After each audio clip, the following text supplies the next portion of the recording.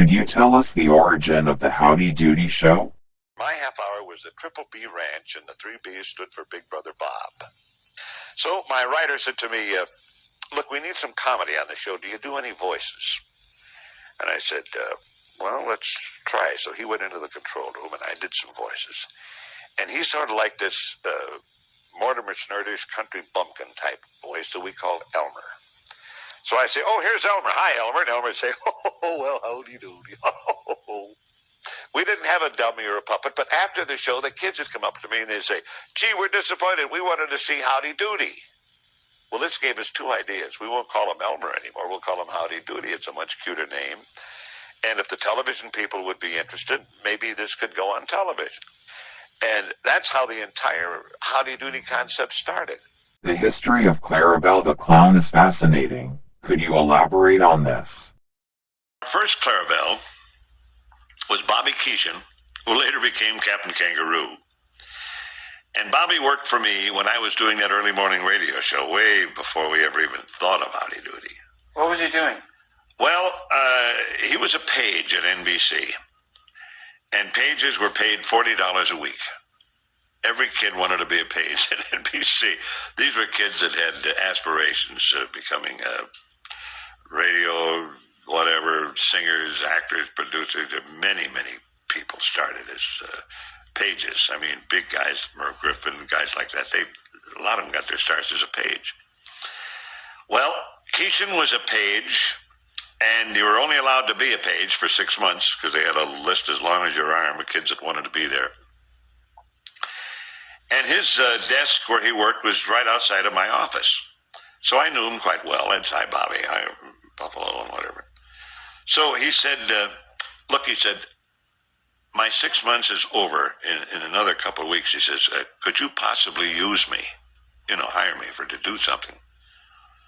I said, yeah. I said, I was doing the Triple B Ranch at the time, and I'm doing the early morning show. I said, you can handle song pluggers for me. It's a big chore, they're on your tail all the day long to use their music. And I was on 18 hours a week in the morning. I was a song plugger's delight.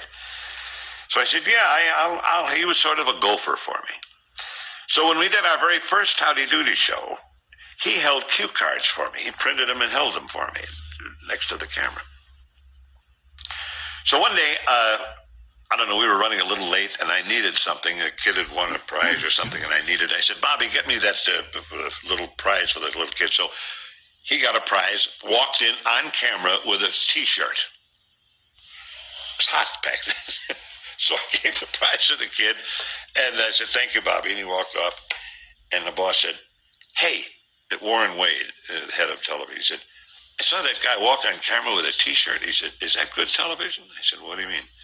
Well, if he's going to be on, let's dress him up as something. Let's not let him walk on with a T-shirt.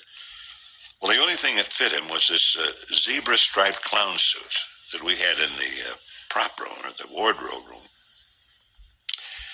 So I said, do you mind wearing that, Bobby, when you're holding cue cards, and if you walk in, you got a costume? No, it's fine. I don't care. So one day he walked in. I needed something, and he came on camera and gave it to me, and I said, thank you, Bobby. He said, you're welcome, Bob. And he walked off, and Warren Wade called me after. He said, hey, that guy with the clown suit? Yeah. He talked. I said, what do you mean? He said, he talked to you on the show. And I said, well, yeah. He said, well, don't let him talk. I said, why? He said, well, if the union comes in and he talks, we're going to have to pay him actor's scale. I said, okay. So, Bobby, look, the next time, don't talk when you come on camera. Okay, fine. Yeah, I didn't have anything to say anyway, so he started not talking. Well, he would have his clown suit up to here, and that's all. He wasn't a clown up here, just the clown suit. I believe it was, March. Ringling Brothers, Barnum and Bailey Circus came to Madison Square Garden, and every day they'd send over an act for us.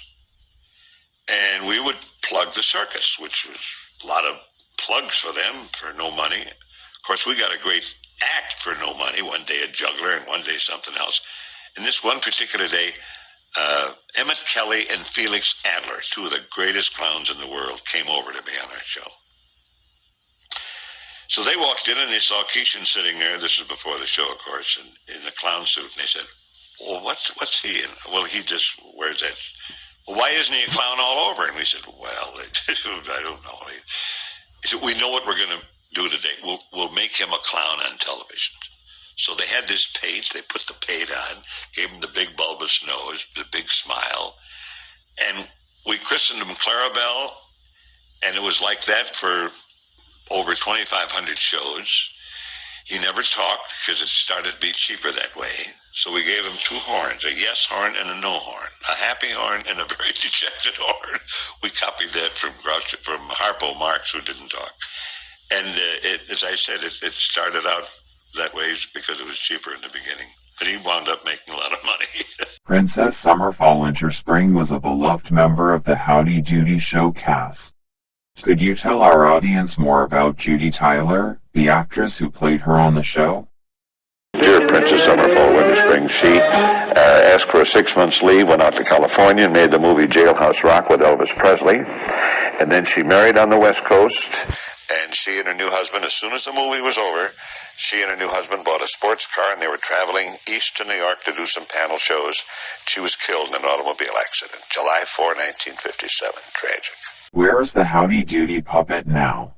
He is now in the Smithsonian Institute. Now, in the event that we should do a personal appearance or we don't have a puppeteer to operate Howdy, we bring a third Howdy, but we actually call him Photo Doody. He is for pictures only. And now a word from our sponsor. Say, kids, what time is it? And Bell's shoppers get more for their money. If you shop here, you already know it. So always shop at Bell's, where every price tells. We really care and we show it. Here at Bell's, you'll find your favorite national brands of groceries, frozen foods, and bakery products. Choice meats and friendly butchers. Finest quality fruits and vegetables. So, always shop at Bell's, where every price tells. We really care. Always shop at Bell's, where every price tells. We really care and we show it. Take Bell's baked goods department. Great variety, mouth-watering goodness, and price to save you plenty. Same thing with frozen foods. Bell's offers a tremendous variety. And here's where we show that Bell's cares. Bell's proves it in service, courtesy, and low prices. You can prove it for yourself at any Bell's checkout counter. We really care and we show it. Before we go, could you play us a song? It's time to say goodbye, goodbye till our next show time, when we'll all be with you again.